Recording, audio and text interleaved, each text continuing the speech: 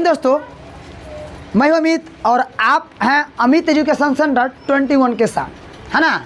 और आज आप लोग हिस्ट्री के फर्स्ट चैप्टर, है ना, के एमसीक्यू कहें या ऑब्जेक्टिव कहें या वस्तुनिष्ठ कहें, है ना, प्रश्न को देखेंगे। तो उस प्रश्न को देखने से पहले हम लोग कुछ मौखिक बातों को जान लेते हैं। यानी अगर आप हमारे वीडियो में बने रहेंगे तो इस चैप्टर में, यानी क्लास 10th के हिस्ट्री चैप्टर में, क्लास 10th के हिस्ट्री फर्स्ट चैप्टर में, जिस चैप्टर का नाम है ना, जिस चैप्टर का नाम है यूरोप में राष्ट्रवाद, ठीक है ना, यूरोप में राष्ट्रवाद उदय और विकास, इसके बारे में समझ लेंगे, मौखिक समझेंगे। आपके लिए ऑब्जेक्टिव दे रहे हैं। अगर इसके बारे में आप डिटेल जानना चाहते हैं तो मेरे YouTube पर वीडियो प्लेलिस्ट में अपलोड है, वहाँ से जाकर के आप एक चैप्टर के, है ना, पूरे PDF को के साथ कंप्लीट कर सकते हैं। कोई भी इधर उधर नहीं करेगा, शांति सुनेंगे। और उम्मीद करेंगे कि अगर आप मेरे आवाज़ को सुन रहे हो, मेरे वीडियो को देख रहे हैं, तो आप कान में तो ईयरफोन लगाए ही होंगे, साथ में कलम कॉपी भी लेकर बैठ जाइए। कान में ईयरफोन इसलिए क्योंकि जब पढ़िए तक अगल बगल की बात को मत सुनिए। हाथ में कलम इसलिए कि हम पढ़ रहे हैं, टाइम पास नहीं, ठीक है ना। तो चलिए पहले हम लोग मौखिक जान लेते हैं कि इस चैप्टर का नाम ही पहले फ्रांस में राष्ट्रवाद काहे पढ़ा है। पहले ऑफलाइन वाले बच्चे सब, सॉरी, यूरोप में राष्ट्रवाद नाम चैप्टर का काहे पढ़ा है, ये आपके हिस्ट्री के फर्स्ट चैप्टर में काहे पढ़ना है। हम पढ़ते हैं भारत में, तो यूरोप का राष्ट्रवाद काहे पढ़ेंगे, कोई नहीं कोई कारण, तभी तो फर्स्ट चैप्टर में पढ़ा रहा है। चलिए तो इसी को पहले चैप्टर के आधार का नाम जान लेते हैं कि फर्स्ट चैप्टर में देने का कारण क्या है। अभी हम बता रहे हैं कि क्लास 10th के हिस्ट्री में फर्स्ट चैप्टर का नाम है यूरोप में राष्ट्रवाद। पहले क्यों दिया है, तो पहले इसलिए दिया है कि राष्ट्रवाद की जो शब्द है, राष्ट्रवाद जो शब्द है, यह राष्ट्रवाद शब्द किसी दूसरे देश में उत्पत्ति नहीं हुई थी। राष्ट्रवाद का मतलब होता है अपने देश के बारे में सोचना, अपने देश के बारे में सोचना, अपने देश के बारे में वृद्धि करना, विकास करना। इस तरह के बात पहले लोग यूरोप में सोचा लोग। कहाँ सोचा लोग? यूरोप। और यूरोप के फ्रांस में सोचा लोग। अब कहेंगे कि सर क्या राष्ट्रवाद शब्द है बहुत बड़ा शब्द है क्या? तो एकदम बड़ा शब्द है। आज राष्ट्रवाद के वजह से ही, आज राष्ट्रवाद के वजह से ही फ्रांस कहें तब, या रूस कहें, या और ऑस्ट्रिया कहें, इटली कहें, और देश के नाम लें, तो सारे राष्ट्रवाद के नाम पर ही राजा लोग प्रजा को सताना बंद कर दिए हैं। अब कहेंगे राष्ट्रवाद कौन हथियार है क्या?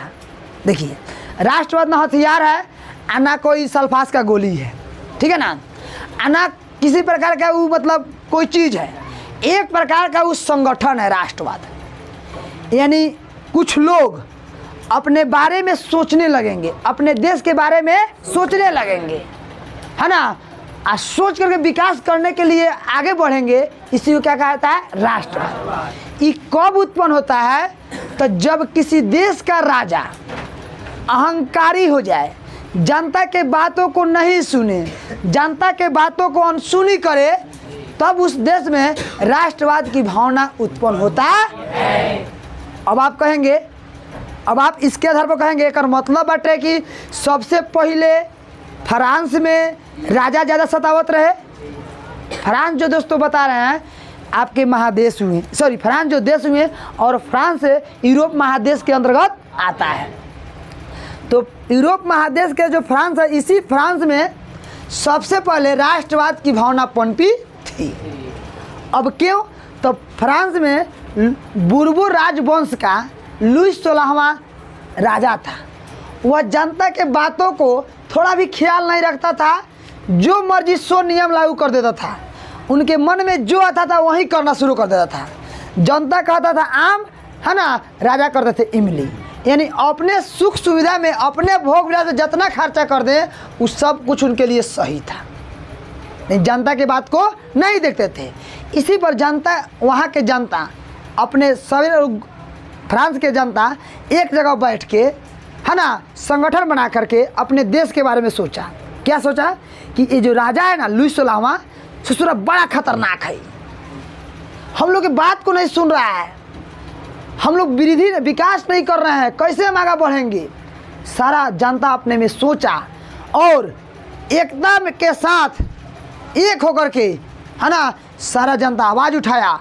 आवाज़ उठाने के उपरांत, है ना, इस राजा लुई 16वां को, है ना, गिलोटिन एगो फांसी देने वाला यंत्र है।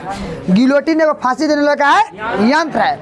इसी पर 21 जनवरी 1793 को लुई 16वां को, है ना, भगवान के साथ ऊपर भेज दिया गया, यानी भगवान के प्यारे बना दिया गया, यानी गिलोटिन चाकन को मार दिया गया। कब मारा गया? हाँ, 1793 ईस्वी को। किसको मारा गया?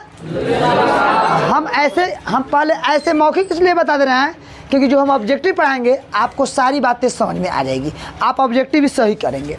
चढ़ा कर क्या कर दिया? मार दिया। कुछ देर के बाद में रानियों के जय श्री राम बोल दिया, यानी उनके पत्नी को भी क्या कर दिया गया? मार दिया गया। और मारने के बाद फ्रांस के क्रांतिकारी लोग कहा, यह बात हम लोगों ने राजा को मार दिया, तो राजा को मार दिया तो ये बात छुपना नहीं चाहिए, रुकना नहीं चाहिए, पूरे यूरोप में फैलना चाहिए। अरे बाप रे, क्वेश्चन कांड हो गया। जानों से मारा कर हॉलो हो के चाहिए। आज के समय सुन बाटे, आज के समय कोई जानवर के देखो ना, जानवर के चुप चुप को मत पुलिस जान जाए कि नहीं। लेकिन फ्रांस में उस समय जब लुई 16वां को राजा को फांसी देने के बाद में फ्रांस के क्रांतिकारी कहा, ये बात एकदम चुपचाप नहीं होना चाहिए, गुप्त नहीं होना चाहिए, यह पूरे यूरोप में फैलना चाहिए। अब बताइए, आपसे हम पूछना चाहते हैं, काहे फ्रांस के क्रांतिकारी चाहता था कि पूरे यूरोप में ये बात फैले? एकदम थैंक्स, क्योंकि वो चाहता था, फ्रांस के क्रांतिकारी चाहता था कि जितना हम अपने राजा से हम तंग हैं उतना ही किसी देश के राजा से और कोई तंग होगा। तो ये बात अगर वहाँ सुनेगा तो वहाँ के देश के लोगों में क्या होगा जी? भावना उत्पन्न होगा। या तो राजा ऐसे कहानी को सुनकर या तो सुधर जाएंगे, अन्यथा वहाँ के जनता में अगर शक्ति होगा, राष्ट्रवाद में ताकत होगा, तो वहाँ के भी राजा को मार करके खेला ख़त्म करेंगे। इसीलिए वे हमला करना चाहते थे। हम ऐसे आधार बता रहे हैं, आपको बुक में ये सब दिया हुआ है। अब आगे चलते हैं। जब फ्रांस में मार दिया गया तो वहाँ के क्रांतिकारी जो थे, जो क्या नाम, फ्रांस के जो क्या नाम सैनिक लोग था, जब जाता था अपने, है ना, लड़ाई में, तो मर्सिले नाम का एक राष्ट्रगीत गा कर जाता था। कौन गीत? मर्सिले। आपसे पूछा जाएगा फ्रांस का, है ना, फ्रांस का राष्ट्रीय राष्ट्रगान का नाम क्या है? कहाँ का राष्ट्रगान मर्सिले है? फ्रांस का। कौन गाता था? सैनिक लोग। ओके, कोई दिक्कत है ना।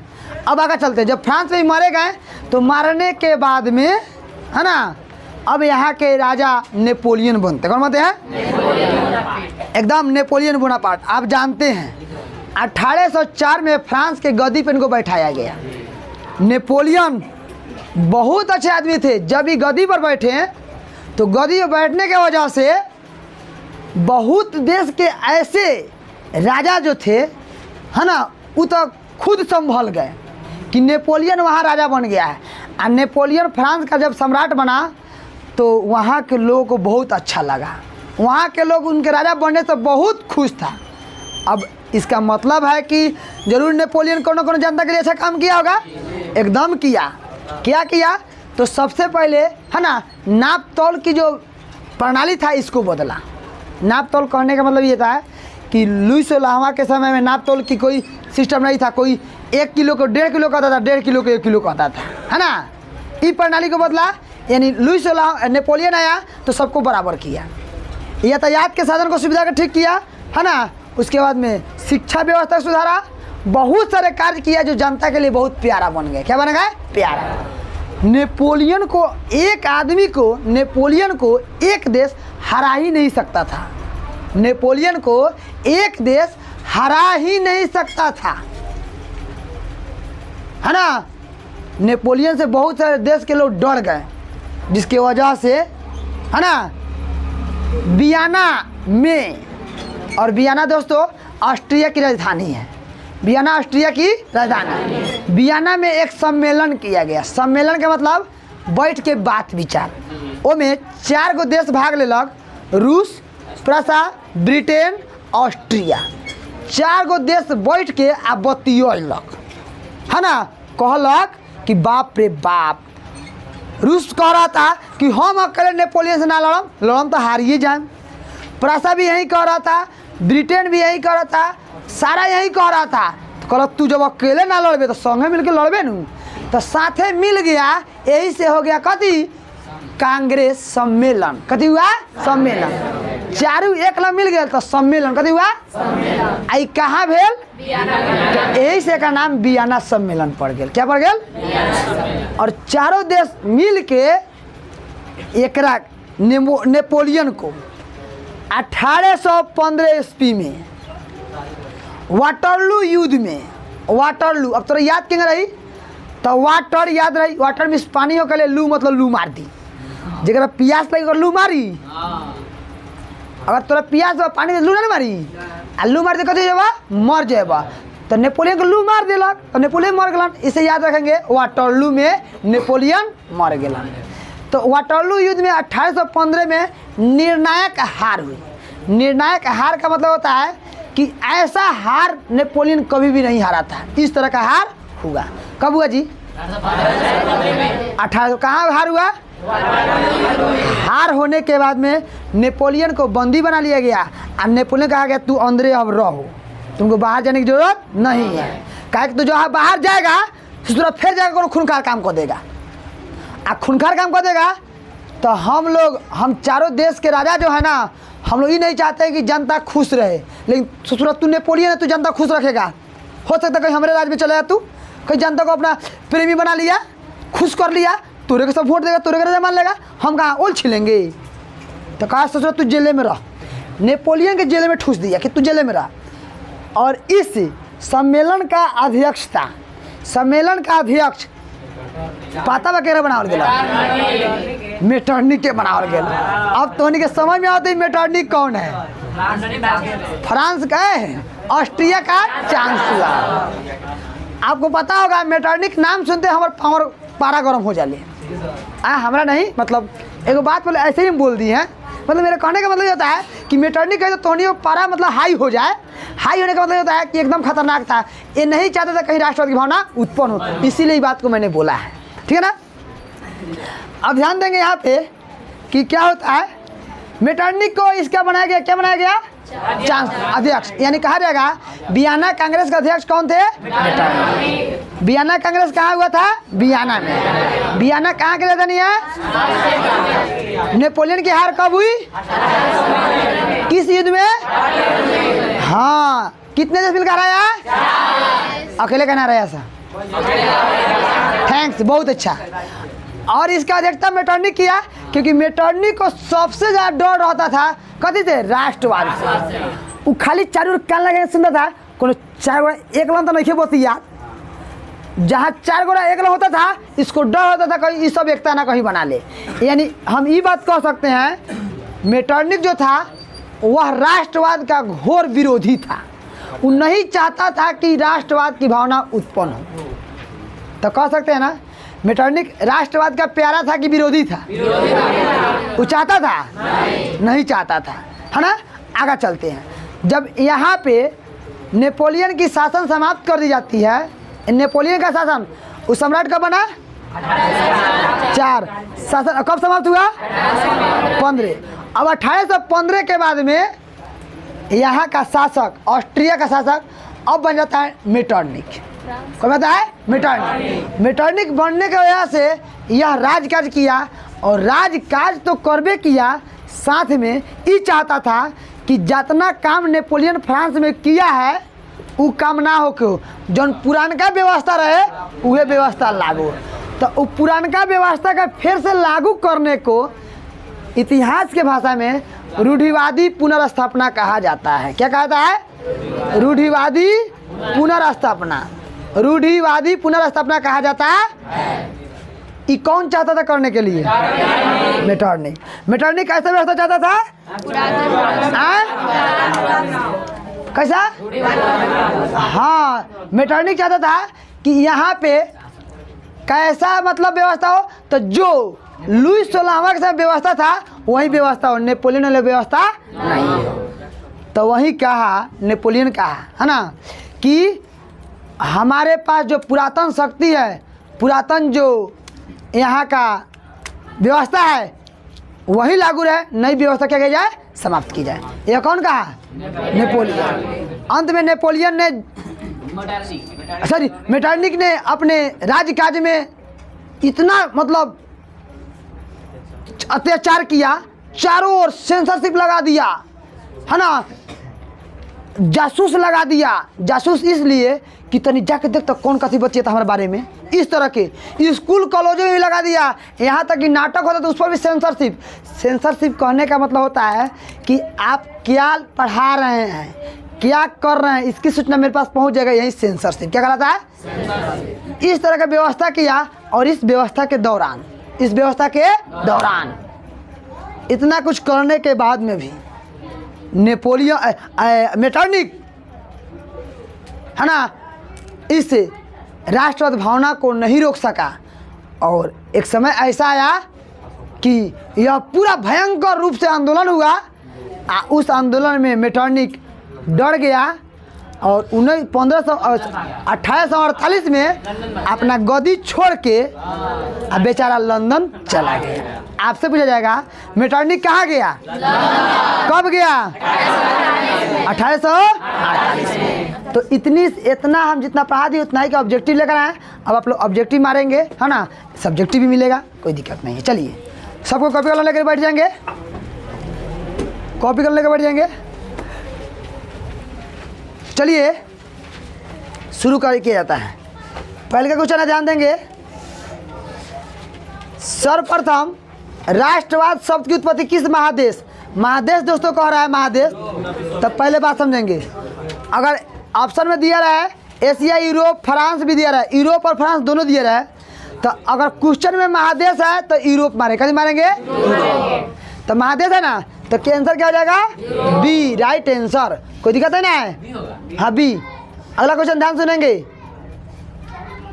अगला क्वेश्चन ध्यान से। कहा गया है राष्ट्रवाद शब्द की उत्पत्ति किस देश की बात कर रहा है, किस देश की बात कर रहा है दोस्तों? तो आप क्या मारेंगे इसमें? फ्रांस। क्या मारेंगे? फ्रांस मारेंगे, ठीक है ना। ऑप्शन बी राइट आंसर, यानी फ्रांस। किस देश में उत्पत्ति हुई? फ्रांस में। आप अपना भी मारेंगे, यहाँ भी बोर्ड पर देखेंगे, स्क्रीन पर भी देखेंगे। ध्यान देंगे। उदारवाद शब्द का अर्थ क्या होता है? उदारवाद शब्द का अर्थ दोस्तों, उदारवाद शब्द का अर्थ क्या होता है? तो दोस्तों उदारवाद का शब्द का अर्थ होता है आज़ादी। उदारवाद शब्द क्या होता है? अर्थ आज़ादी। इस उदारवाद शब्द को है ना, इसका मूल भाषा जो होता है लैटिन से लिया गया है, लीबर होता है। क्या होता है? लीबर। यह लैटिन भाषा है। और उदारवाद शब्द का अर्थ होता है क्या? आज़ादी। क्या होता है? आज़ादी। Option B right answer. अगला क्वेश्चन,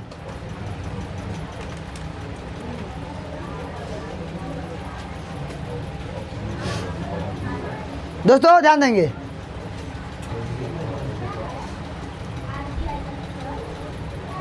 यहाँ पे रहेगा शुल्क संघ की स्थापना।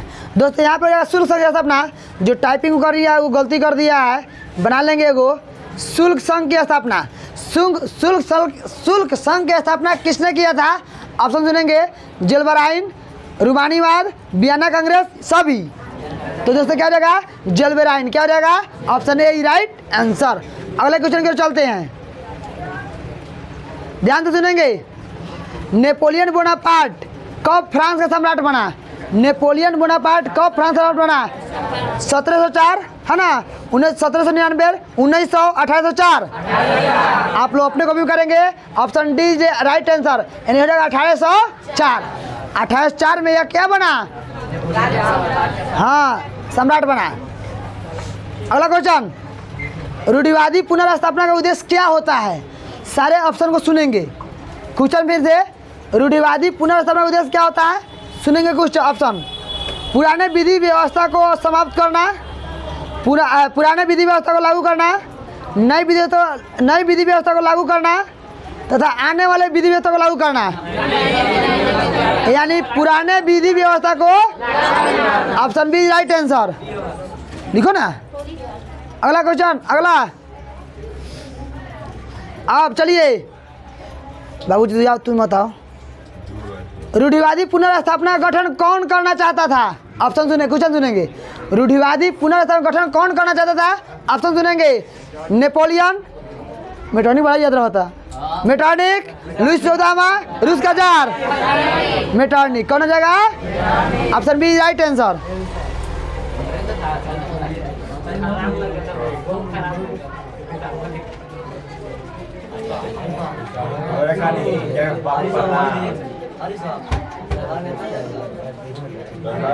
चलिए अगला क्वेश्चन ध्यान सुनेंगे।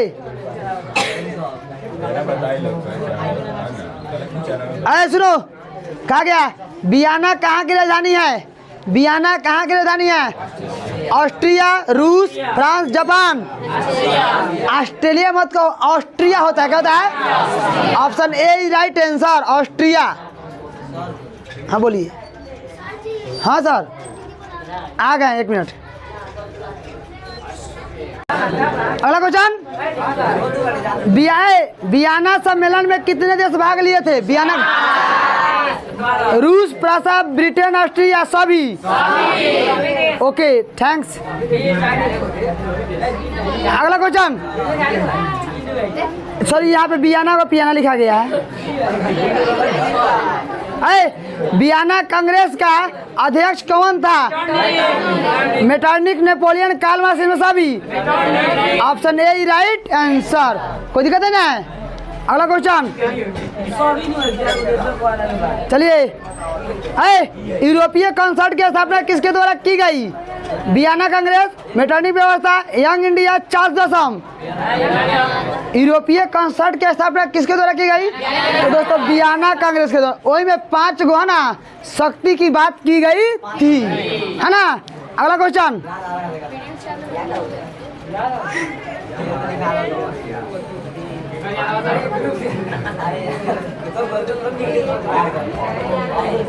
ध्यान देंगे, क्वेश्चन सुनेंगे ध्यान से।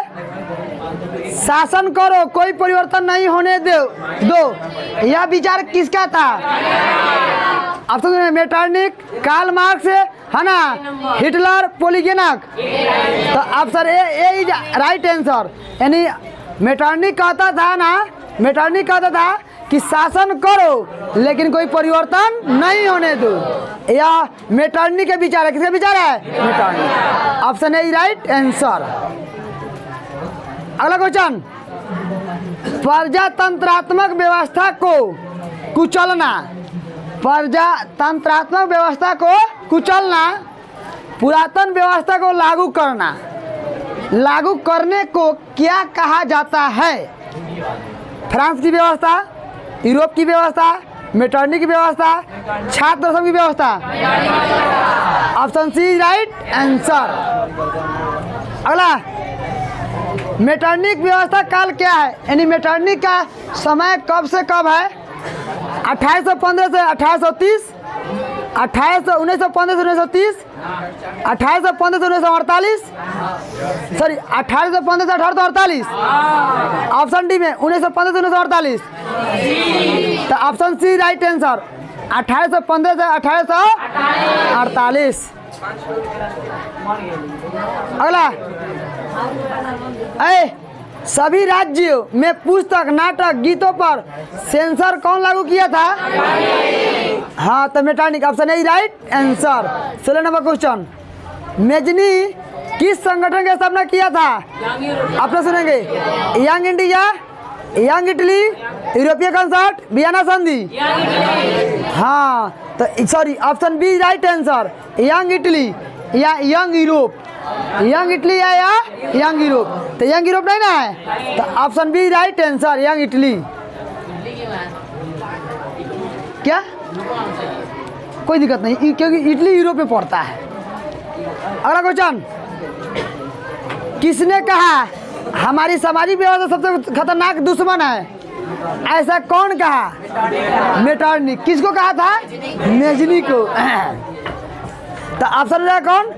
मेटरनिक कौन जगह मेटरनिक 50 मेटरनिक सी। अगला क्वेश्चन, मेटरनिक अपना पद कब त्याग दिया?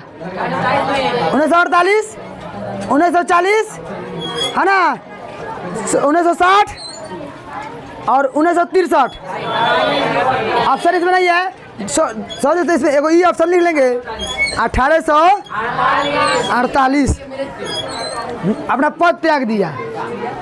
1800 अब महीना की बात करें तो मार्च महीना था। कौन महीना था? अगला क्वेश्चन,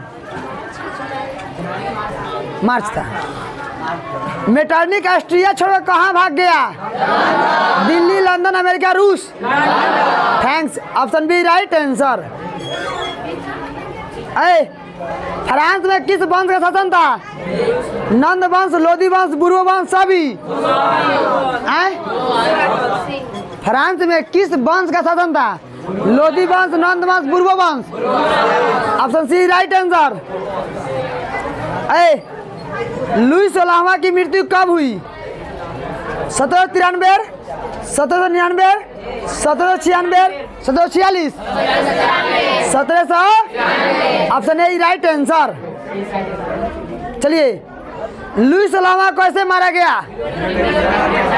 ऑप्शन सुनेंगे, गिलोटी में चढ़ा करके, कुआं में गिरा करके, पेड़ पर चढ़ा करके, सभी गिलोटिन पर चढ़ा करके।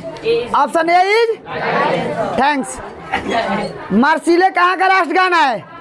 चीन, फ्रांस, जापान, रूस। Option B right answer, France. Marseille, Marseille कहाँ का राष्ट्रगान था? हाँ, ऑप्शन सुनेंगे, चीन, रूस, France, Japan. France, option B right answer. Hungary की आधी भाषा कौन सी? हंगरी की आधी आबादी कौन सी भाषा बोलती थी? हिंदी, अरबी, मैग्यार, सभी। मैग्यार। कौन भाषा? मैग्यार। चलिए, ऑप्शन समाप्त होते हैं। कुछ मतलब यहाँ तक हमने पढ़ाया था, यहाँ तक समाप्त होते हैं। और कल हम लोग हिस्ट्री का सेकंड चैप्टर देखेंगे, ठीक है ना। और इसका बाकी जो ऑब्जेक्टिव है हम फिर सेकंड पार्ट में इसको लेकर आएंगे।